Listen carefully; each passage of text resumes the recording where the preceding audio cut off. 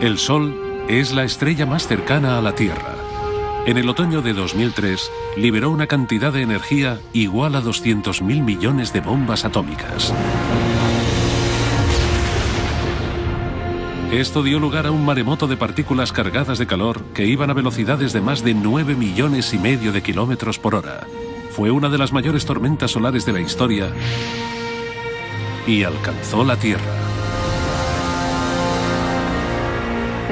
Fue una de las mayores y más cálidas tormentas de la historia. La energía del Sol que asaltó la Tierra obligó a los astronautas del espacio a resguardarse en las zonas más protegidas de las naves. Hubo apagones eléctricos, las comunicaciones se cortaron y los aviones tuvieron que ponerse a salvo. Fue un huracán de tormentas espaciales. A pesar de que no se produjeron grandes daños, estas tormentas nos recordaron que seguimos viviendo a merced del Sol, ya que controla todos los aspectos de nuestra vida: el clima, la comida y nuestros cuerpos. Vivimos dentro de la atmósfera del Sol. Nuestro planeta y los demás del sistema solar viven bajo la influencia del Sol. Pero, ¿estará cambiando esa influencia? Cada vez es mayor. ¿Perderemos la protección que nos ofrece contra los rayos cósmicos más peligrosos?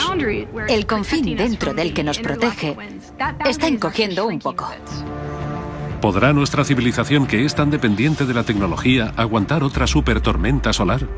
A veces los efectos son tan graves que pueden llegar a ser catastróficos. Pero, ¿cuándo se producirá la próxima supertormenta?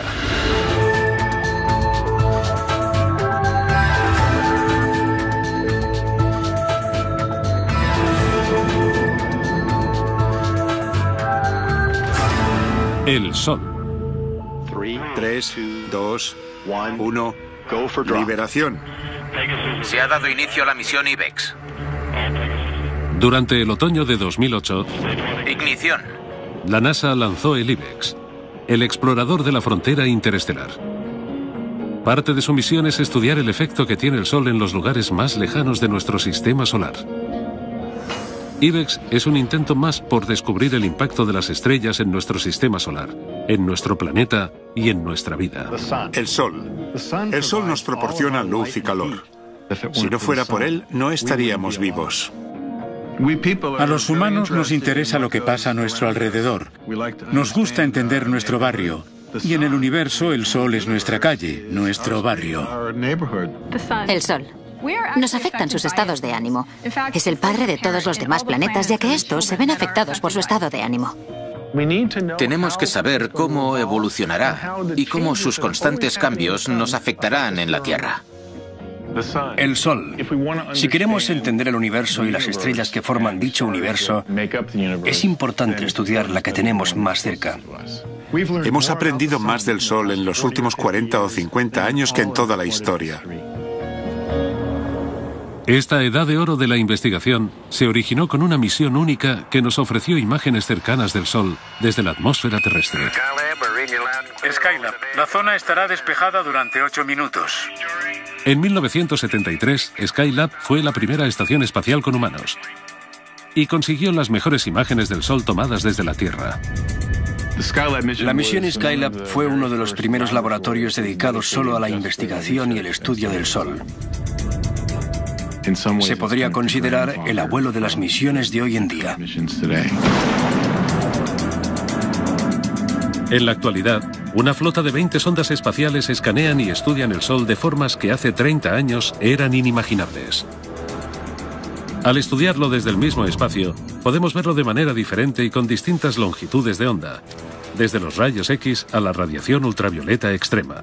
Además, podemos analizar sus capas y entender cómo y por qué el Sol actúa tal y como lo hace. Las diferentes longitudes de onda significan diferentes temperaturas y hay estructuras que son más visibles con unas longitudes de onda que con otras.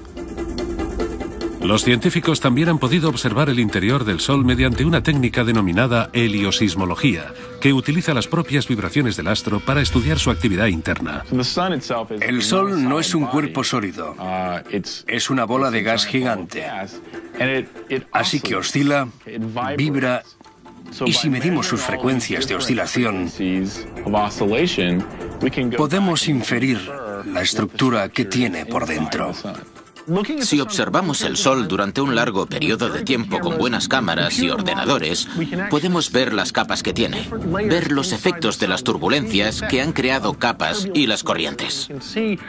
Incluso podemos utilizarlo para imaginarnos la cara oculta del Sol, la que no vemos hasta que no rota. Y mediante la heliosismología podemos detectar las manchas solares de la cara oculta. Es una gran herramienta. Las ondas espaciales nunca dejan de observar el Sol y gracias a ellas los investigadores están estudiando las grandes incógnitas de esta estrella y han descifrado bastantes de ellas.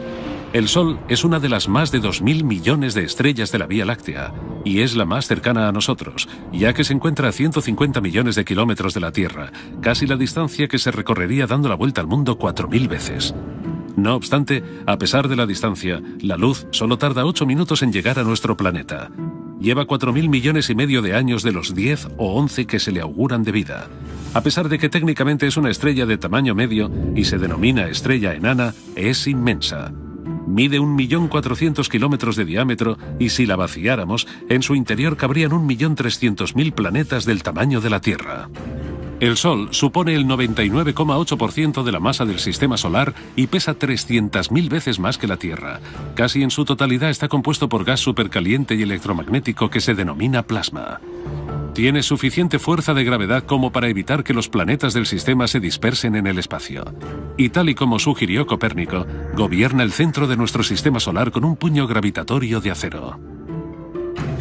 El modelo de Copérnico que sitúa el Sol en el centro del Sistema Solar con todos los planetas moviéndose alrededor, deshaciéndose de la idea de que todo giraba en torno a la Tierra, supuso un gran cambio paradigmático. Con él el Sol se convirtió en lo más importante de nuestro sistema y nos hizo ver que teníamos que entender lo que era. El Sol, igual que todas las demás estrellas del universo, está compuesto del polvo de otras estrellas que vivieron y murieron hace 1.000 millones de años, incluso en la época del Big Bang. Nuestro Sol y nuestro Sistema Solar son los restos de muchas otras generaciones de estrellas. El Sol que vemos todos los días es la fuente de energía del Sistema Solar. En el centro llega a alcanzar los 15 millones de grados centígrados y es el motor de todo. En el centro del Sol se produce el proceso de fusión y ese proceso libera luz y partículas. Por cada segundo de luz del Sol se libera la misma energía que liberarían 1 millón de bombas atómicas. El Sol afecta todo lo que toca y para descubrir cómo, los científicos a veces se basan en una importante coincidencia cósmica. El Sol. El Sol. La luz del Sol está compuesta por unas partículas que se denominan fotones. Nacen en el centro y se mueven gracias a corrientes de convección a través de las zonas radioactivas y convectivas del Sol. Así es como llegan a las capas externas y volátiles del astro. Las zonas exteriores del Sol están formadas por 3 regiones. La fotosfera o superficie del Sol no se trata de una superficie dura como la de la Tierra. El Sol es todo gas. La temperatura de la fotosfera es de unos 5.500 grados. Por encima de la fina capa de la fotosfera hay otra delgada capa denominada cromosfera. Y está un poco más caliente que la fotosfera. Es extraño porque lo lógico es pensar que cuanto más lejos esté de la fuente de la energía, del centro, la temperatura caerá. Pero de la fotosfera a la cromosfera, la temperatura aumenta y asciende incluso más al llegar a la tercera capa de la atmósfera, la corona. Después de la cromosfera, hay una amplia zona denominada corona, que está a millones de grados. El Sol produce influjo de energía constante denominado viento solar. Como nunca deja de soplar, reparte energía por todo el Sistema Solar y su alcance es de unos 15 trillones de kilómetros, bastante más allá de Plutón. El espacio existente entre los planetas de todo el Sistema Solar no está vacío. Está lleno de partículas y de rayos de luz. Mientras el viento solar se separa del Sol, la gravedad de este mantiene todo a la distancia a la que está. Fijémonos en los cometas. Todos ellos orbitan alrededor del Sol y pueden ser atraídos directamente a la línea de fuego. No hace mucho, los científicos fueron testigos de uno de los peores ataques solares. Una eyección de una zona de la corona arrancó la cola de un cometa. Cuando chocó contra el cometa, le arrancó la cola como si la hubiera cortado con un cuchillo. La cola se cayó y luego el cometa tardó un tiempo en generar más gas, plasma y polvo para formar una nueva cola. Esto nos demuestra cómo se mueve el viento solar en el sistema y cómo afecta a lo demás. Lo que despide el Sol ha hecho que su estudio sea casi tan difícil como entender su funcionamiento. Sin embargo, los científicos pueden observarlo de cerca gracias a una coincidencia cósmica: los eclipses de Sol totales. El eclipse de Sol total se produce cuando, desde nuestra perspectiva, la Luna se alinea con el Sol y cubre hasta la fotosfera. Es una visión espectacular. Los eclipses solares son preciosos. Todo se oscurece en tan solo unos segundos debido a miles de factores juntos. Hay tanta oscuridad que, si miras al cielo, se ve una sombra negra que proviene de arriba y se dirige hacia ti a una velocidad de miles de kilómetros por hora. Es impresionante. Durante miles de años, la humanidad ha quedado maravillada por los misterios de los eclipses. Pero para los científicos ahora supone una gran oportunidad para observar la capa exterior del Sol, la enigmática corona. Es una de las zonas más calientes del astro y su energía irradia más allá de los confines del sistema solar. Todo el sistema solar está basado en la corona del Sol. Es decir, la atmósfera del Sol baña todos los planetas. Los ingenieros que construyeron el observatorio solar y heliosférico o SOHO instalaron un eclipse artificial en la sonda espacial. Se denomina coronógrafo y es igual que un eclipse natural, ya que impide que pasen los rayos del Sol para que los científicos puedan intentar responder esta ancestral pregunta. ¿Cómo es posible que la corona solar esté tan caliente? La superficie normal del Sol, la fotosfera, está a unos 5.500 grados centígrados y en cambio la corona está a millones de grados. Si te alejas de una estufa sabes que hará más frío, pero si te alejas de la superficie del Sol hace más calor. ¿A qué se debe eso?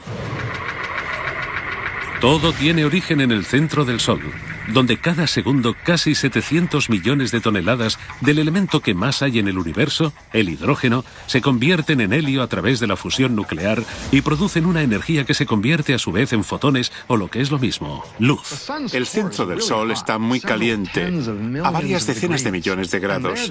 Allí la temperatura es tan alta que los protones, los núcleos del hidrógeno, se acoplan, se unen unos a otros, se fusionan y forman helio. Y así se libera energía. Lo que sucede es que los fotones pasan por un proceso, lo que denominamos camino aleatorio, y tienen que atravesar la capa del Sol. Son absorbidos y reabsorbidos millones de veces en diferentes fotones a niveles de energía bajos. Este proceso de absorción y reabsorción puede durar unos 150.000 años. Una vez que salen del interior del Sol, los fotones solo están a 8 minutos de la Tierra, pero dejan atrás un mundo en constante movimiento. La superficie solar está en ebullición. La energía fluye desde abajo. Espirales de plasma y energía denominadas bucles coronarios recorren el Sol. Mientras las zonas más oscuras o manchas solares ocupan cientos de kilómetros. A tan solo 4.000 grados, dichas manchas son las regiones más frías del Sol y emiten menos luz que las zonas que tienen alrededor. Si cogieras una mancha solar y la colocases en el cielo lejos del Sol, sería tan brillante como la luna llena. Las manchas solares aparecen en la superficie y son fáciles de detectar, aunque su origen proviene del interior del Sol y de su compleja rotación. El Sol no rota como un cuerpo sólido. De hecho, rota más rápido por la zona del ecuador que por los polos, y esto da lugar a las manchas solares. El ecuador completa una rotación en 25 días. Las latitudes medias la completan en 30 días, y las zonas de los polos en unos 35 días. Este proceso se denomina rotación diferencial y hace que el interior del Sol se mueva a velocidades diferentes, creando así un intenso magnetismo, es decir, millones de líneas de campo magnético que se entremezclan mientras el interior del astro se retuerce como una goma elástica. Esto crea presión y hace que floten. Así que llegan hasta la superficie y la atraviesan, dando lugar a las manchas solares. Una vez en la superficie, las líneas de campo magnético ya inservibles impiden el paso del plasma caliente que proviene del interior y aparecen así las manchas solares. Y cuando esas manchas empiezan a retorcerse, imaginemos que hay una mancha aquí y otra aquí, y hay un campo magnético que conecta a las dos. Ese campo magnético se retuerce y hace lo que haría una goma elástica, sale disparado. Cuando sale disparado libera energía, y en el caso del Sol y de las erupciones solares, se trata de grandes cantidades de energía.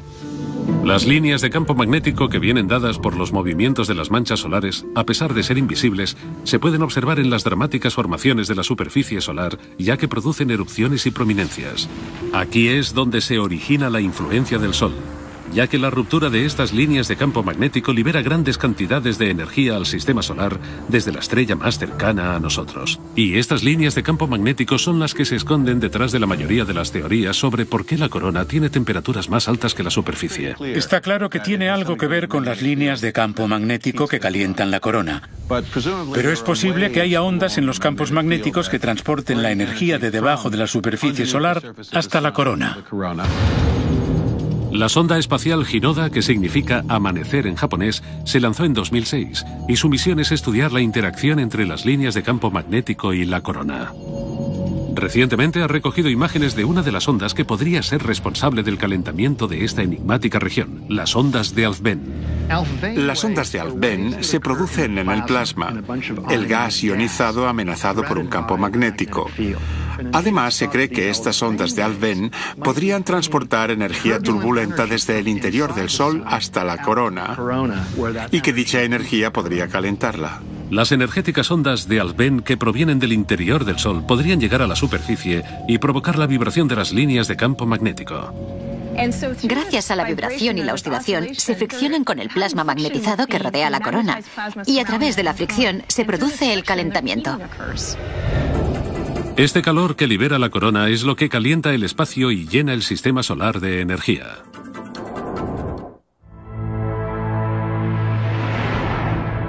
Día tras día, a nosotros nos parece que el Sol es siempre igual, pero igual que la Tierra, el Sol tiene estaciones.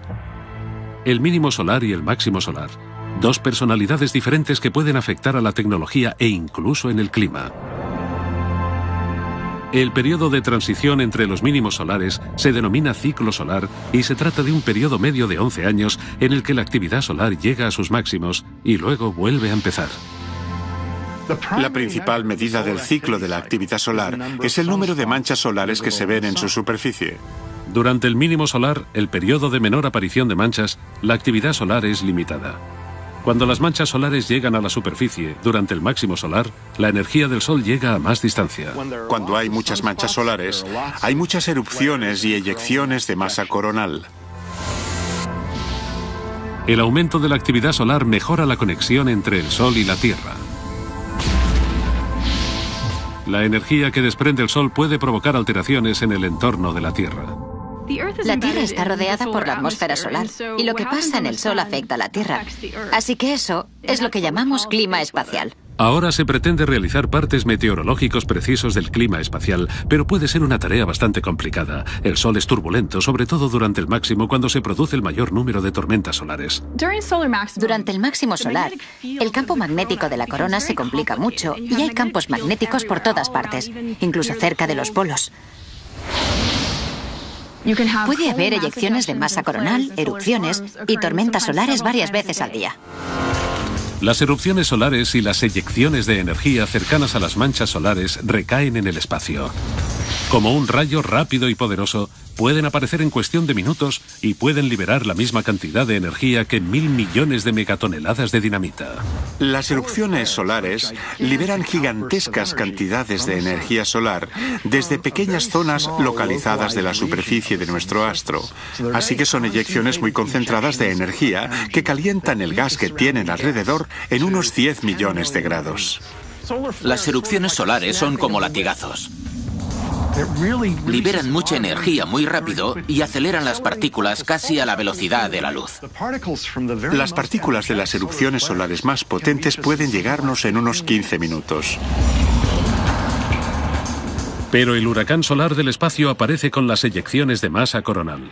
Estas gigantescas explosiones liberan 1.000 millones de toneladas de gas supercaliente y plasma al espacio interestelar.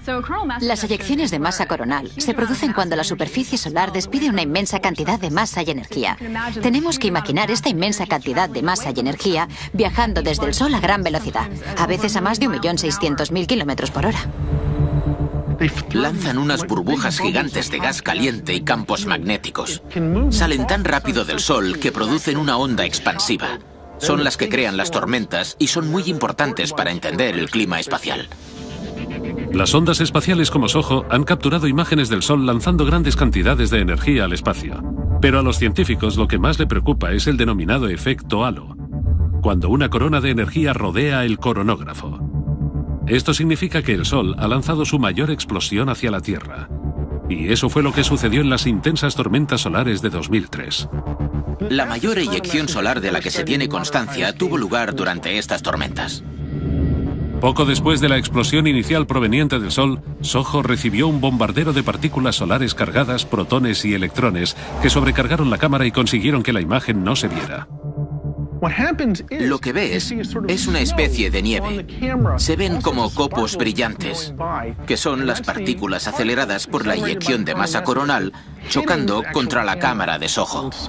Si los astronautas no están preparados para ellas, las tormentas solares pueden causarles bajas, ya que se verán expuestos en unos segundos a la radiación que normalmente se recibe durante un año en la Tierra. Si vamos a enviar astronautas a la Luna y a Marte, es importante poder determinar cuándo se producirán estas eyecciones de masa coronal y estas tormentas. Las partículas cargadas de las eyecciones son peligrosas. Contienen demasiada radiación para un astronauta. El Sol. El Sol. Los astronautas y los satélites no son las únicas víctimas potenciales de las tormentas solares. Las partículas que se dirijan a la Tierra podrían interferir en nuestros campos magnéticos, provocando el caos.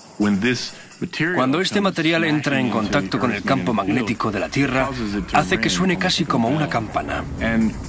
Cuando tienes un campo magnético y este se mueve, según la física, se crean corrientes. Así que se producirían corrientes eléctricas en la zona exterior de la atmósfera terrestre y estas corrientes podrían causar todo tipo de inconvenientes. Las corrientes supondrían un problema para los satélites que orbiten alrededor de la Tierra. Trastocarían los sistemas de posicionamiento global e interferirían las comunicaciones, produciendo cortes de radio y acabando con los sistemas de telefonía móvil. Estas eyecciones de masa coronal podrían enviar tantas partículas cargadas a la Tierra que algunas conseguirían entrar en el campo magnético de la Tierra y llegarían a las centrales eléctricas, produciendo avalanchas de electrones, apagones y cortocircuitos. En el peor de los casos, las tormentas solares pueden causar radiointerferencias excesivas y aumentar los niveles de radiación, obligando a los aviones que vuelen cerca del polo a recalcular su ruta. Pero a pesar de que las tormentas de 2003 fueron muy potentes, no tuvieron nada que ver con las que vio el astrónomo Richard Carrington en 1859. Aquello fue una supererupción. La supererupción de 1859 fue increíble porque antes de aquel momento no sabíamos ni que las erupciones existían. Carrington vio un gran flash en el Sol a simple vista. Y para que pudiera verlo así, tuvo que ser una erupción inmensa. Hay constancia de que algunas líneas de telégrafos funcionaron sin electricidad. Es probable que no veamos otra así en nuestra vida. Aunque es difícil asegurarlo, a veces el Sol nos ha sorprendido. Si hoy en día nos alcanzara una tormenta así, según un estudio reciente, 130 millones de personas se quedarían sin electricidad durante meses. La mayoría de las infraestructuras eléctricas, los sistemas de suministro eléctrico del mundo, quedarían inutilizables. Los transformadores sufrirían subidas de tensión. Y gran parte de la población mundial quedaría sin electricidad durante meses. Esto costaría inmensas cantidades de dinero. Se ha estimado que unos $2 billones. No lo sabremos hasta que no pase, pero cuanto más nos avisan, más podemos hacer para reducir el impacto económico, que es una de las razones por las que estudiamos el Sol. Estamos empezando a entender mejor cómo y cuándo pasan, aunque todavía no podemos predecirlas. No obstante, hay todo un campo que se denomina clima espacial, y gracias a esto podríamos entender, predecir y decir a los astronautas cuándo vienen las tormentas para que se puedan resguardar y poner los satélites a salvo. Las empresas de electricidad ahora podrán actuar si saben que van a pasar estas cosas. Podrán intentar que las centrales no sean tan susceptibles a los daños. Los científicos, desde que se lanzó la misión Estéreo, el Observatorio de Relaciones Solar Terrestres, están más cerca de poder predecir las tormentas. Este par de sondas les permiten ver el Sol en 3 dimensiones.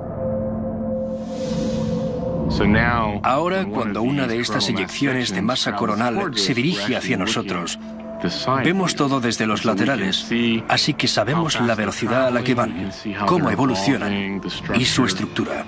En 2011, las sondas Estéreo llegarán al punto ideal. Se quedarán los 2 lados del Sol y permitirán a la NASA tener unas vistas de 360 grados. Así podrán ver lo que viene de la cara opuesta del Sol antes de que impacte en la Tierra.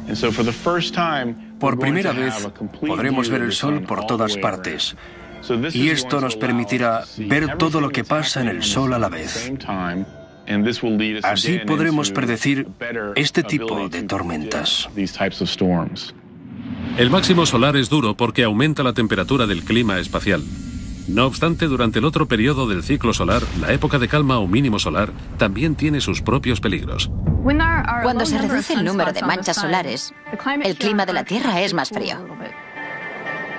2008 vio el nivel más bajo de manchas solares desde hacía un siglo. Hubo 266 días sin manchas solares. En 2008 alcanzamos el mínimo de manchas solares, pero ahora deberían estar aumentando y no es así. Es decir, esto puede significar que este periodo de pocas manchas solares será más prolongado. Según los científicos, los anteriores periodos en los que se han alcanzado mínimos de manchas solares han hecho descender la temperatura de la Tierra. De vez en cuando, el ciclo de la actividad de las manchas solares parece desaparecer o atenuarse. Esto ya sucedió entre 1650 y 1700. Solo tenemos constancia de unas 50 manchas, cuando normalmente en el mismo periodo de tiempo había decenas de miles. Así que en ese periodo disminuyeron muchísimo las manchas solares. Se denominó periodo de Maunder. El Sol estaba muy tranquilo y eso vino acompañado de temperaturas más bajas de lo normal en la Tierra. En Europa se produjo una mini edad de hielo durante esas décadas. Gracias a la atmósfera del Sol que la envuelve, la Tierra está a salvo de los mortales rayos cósmicos. Y a pesar de que el poder del Sol nos protege, también puede dañarnos. La vida en la Tierra es posible tan cerca del Sol gracias en parte a la capa de ozono. Pero, ¿qué pasaría si nos quedáramos sin ella? Si la Tierra perdiese gran parte de la capa de ozono, la radiación ultravioleta del Sol penetraría a través de la atmósfera y llegaría a la superficie de la Tierra. Las enormes cantidades de rayos ultravioletas de los rayos del Sol eliminarían rápidamente los elementos más básicos de la cadena alimenticia. Nos quedaríamos sin plantas y luego sin animales. Si nos llegasen grandes cantidades de luz ultravioleta, la vida en la Tierra desaparecería. ¿Y qué podría conseguir que la capa de ozono desapareciera? Algo de lo que supuestamente nos protege el Sol, de los brotes de rayos gamma. Los brotes de rayos gamma son intensos y rápidos flashes de la radiación más potente que se conoce, los rayos gamma. Los fenómenos más potentes del universo liberan en segundos la misma cantidad de energía que emitirá el Sol en toda su vida. Y ocurren cuando mueren estrellas gigantes o cuando colisionan. Se pueden originar gracias a cualquier proceso extremo, como puede ser el choque de una estrella gigante contra un agujero negro. Se producen en algún lugar del cielo, se da uno al día y vienen de muy, muy lejos. La mayoría están a miles de millones de años luz de distancia. Pero solo a 8.000 años luz, en la constelación de Sagitario, con un movimiento en espiral aguarda una bomba potencial. WR-104. Son dos estrellas bailando una danza cósmica. Completan su rotación una vez cada 8 meses y una de ellas está a punto de convertirse en supernova y emitir un brote de rayos gamma. Una de estas dos estrellas podría dar lugar a un brote de rayos gamma en cualquier momento, y sus rayos podrían llegar a la Tierra. Si los rayos cargados de energía del brote de rayos gamma se dirigieran directamente a la Tierra, podrían suponer un grave peligro. La radiación del brote de rayos gamma sería muy intensa, aunque corta, porque duraría entre 10 y 20 segundos.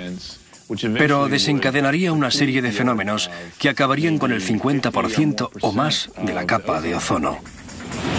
Los científicos han especulado con que un brote de rayos gamma fue la causante de la extinción de vida en la Tierra hace millones de años. En aquella época solo existía vida en el mar, y a pesar de que la vida marina se daba en las profundidades del océano y no se vio afectada directamente por la radiación ultravioleta, el plancton y la vida cercana a la superficie murió, y eso afectó a la cadena alimenticia.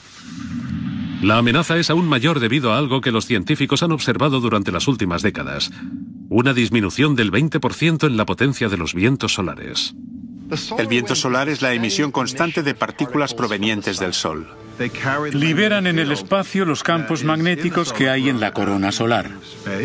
Existe incluso cuando no hay eyecciones de masa coronal ni erupciones solares. El viento solar continúa soplando más allá de Plutón y forma una especie de burbuja en el espacio interestelar.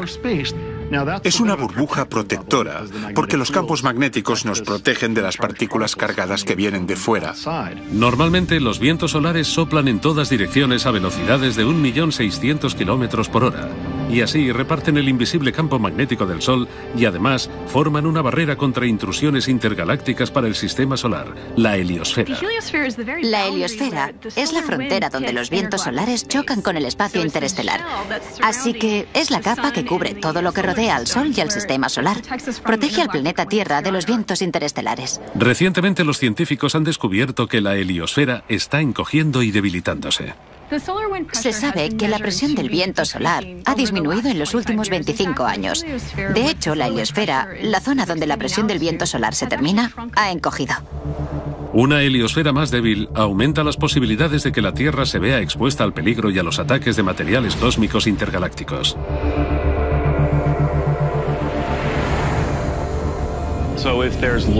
Si hay menos vientos solares, la heliosfera disminuirá y será más fácil que los rayos cósmicos entren en el sistema solar. De hecho, el número de electrones cargados de energía, una pequeña pero importante característica de los rayos cósmicos que hay alrededor de la Tierra, ha aumentado en un 20%. Parece que los electrones de los rayos cósmicos han aumentado, y es lo normal. Si los vientos solares han disminuido en un 20 o un 30% durante los últimos 50 años, la burbuja ha menguado, y lo lógico es que los rayos cósmicos hayan aumentado. Lo bueno es que vivimos en un planeta con una atmósfera y un campo magnético densos. Así que tenemos dos tipos de escudos que nos protegen. Tras miles de millones de años, el Sol y la Tierra han desarrollado el equilibrio perfecto para que la vida sea posible en nuestro planeta.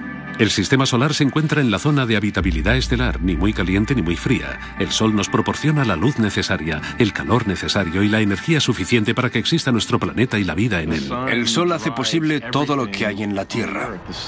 El Sol es la fuente de alimentación de la Tierra, es decir, toda la energía que produce el Sol calienta la Tierra.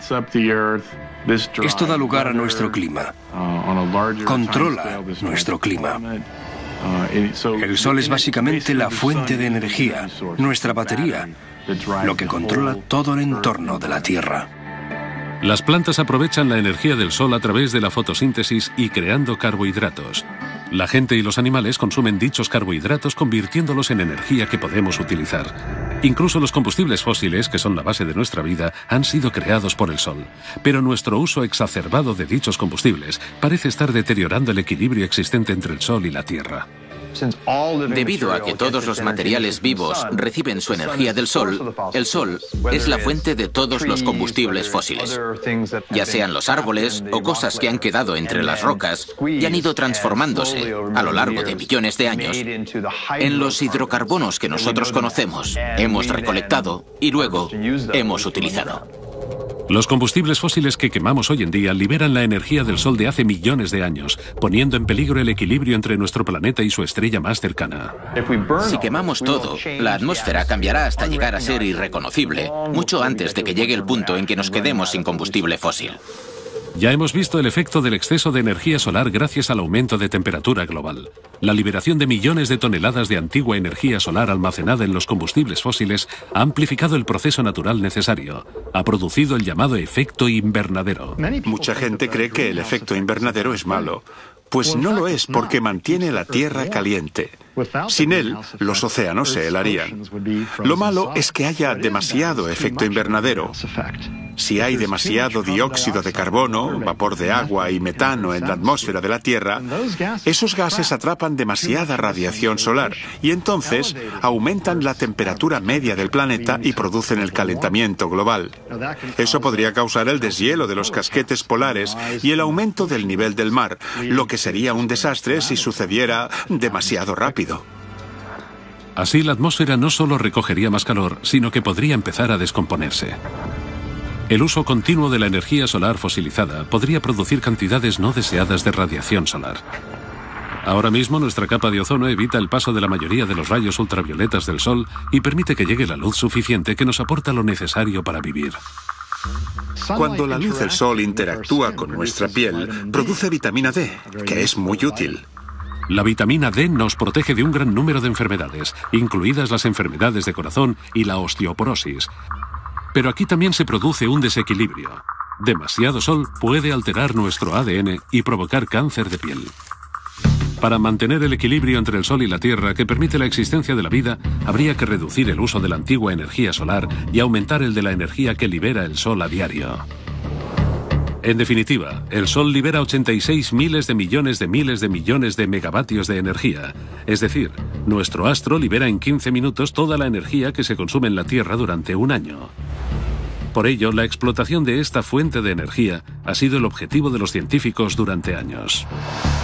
El tamaño de este satélite solar no tiene precedentes. Se trata de una estructura de entre 55 y 65 kilómetros cuadrados cubierta con células solares que capturan la energía del astro durante las 24 horas del día y la envían a la Tierra. La NASA todavía no ha conseguido algo de esta escala, pero su trabajo en lo que respecta a la tecnología solar en el espacio ha mejorado la tecnología del planeta. Las células solares forman parte de un tipo de tecnología que ha llegado a la Tierra desde el espacio. Cuando empezamos a trabajar en los programas Apolo, Mercury y Gemini, necesitábamos centrales eléctricas en el espacio, así que las células solares fueron una fuente natural de electricidad. En la actualidad existen dos formas de aprovechar la energía solar. La energía solar térmica, que convierte la energía del Sol en calor, la concentra y con ella mueve turbinas, y las placas solares, que utilizan una tecnología basada en el silicio que convierte su energía en electricidad. También se puede aprovechar de forma indirecta mediante aerogeneradores que capturan la energía producida por el clima que el Sol ayuda a crear. Este tipo de tecnologías están en continuo desarrollo, pero gran parte de las nuevas tecnologías más interesantes se basa en un proceso muy antiguo, la fotosíntesis.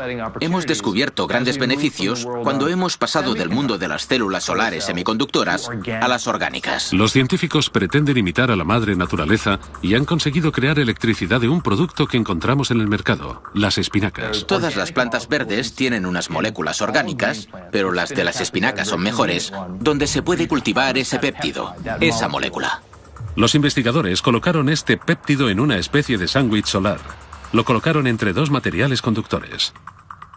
Y cuando se expone a la luz del Sol, los electrones circulan y se produce corriente, electricidad. Así que las moléculas orgánicas pueden convertirse en pequeñas células solares. Para mantener el equilibrio entre la Tierra y nuestra estrella más cercana, es obvio que tenemos que centrarnos en buscar la forma de vivir con la energía que nos aporta el Sol hoy en día. En definitiva, mientras el Sol brille, tendremos energía solar. Pero, ¿qué pasaría si nos aportase demasiada energía? El Sol. El Sol.